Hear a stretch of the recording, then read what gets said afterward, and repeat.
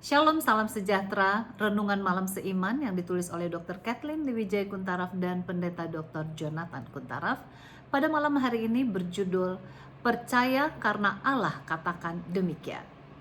Karena begitu besar kasih Allah akan dunia ini sehingga Ia telah mengaruniakan anaknya yang tunggal supaya setiap orang yang percaya kepadanya tidak binasa melainkan beroleh hidup yang kekal. Yohanes 3 ayat 16. Ini merupakan ayat emas bagi semua orang Kristen, bahwa Allah mengasihi manusia dan yang kita perlukan ialah percaya kepadanya. Suatu kepercayaan yang akan membawa kita kepada kehidupan yang kekal, yang kita dapat nikmati selama hidup di dunia ini sampai di dunia baru. Sungguh, kita perlu percaya kepada Tuhan, sebab Ia sendiri yang telah mengatakan demikian kepada kita. Buku Faith and Works halaman 76 dan 77 menuliskan, kita harus percaya oleh karena itu adalah suatu kebenaran yang Allah sendiri telah mengatakannya.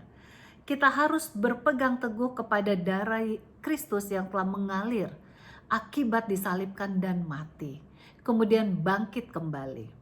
Kristus telah mati menggantikanmu dan Ia adalah satu-satunya penjaminmu.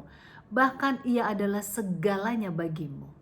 Pada saat engkau menyadari akan hal ini, maka yang dapat engkau bawakan kepadanya hanyalah suatu persembahan puji-pujian.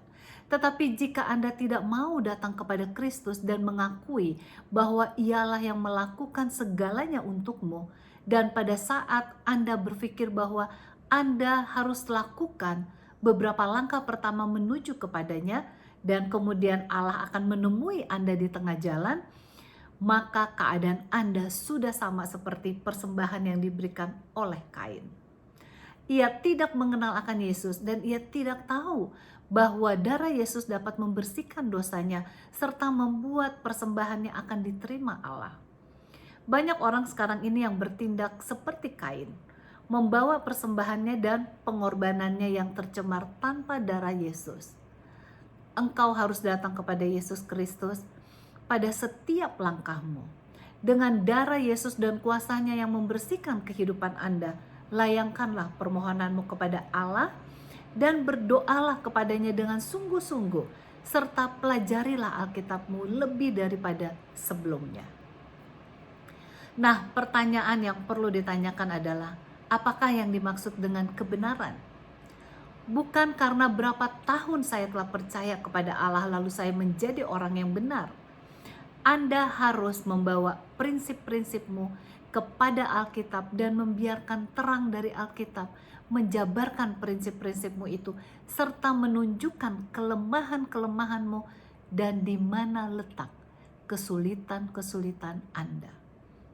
Alkitab sajalah yang harus menjadi ukuranmu, serta nubuatan hidup Yehova harus menjadi penuntunmu.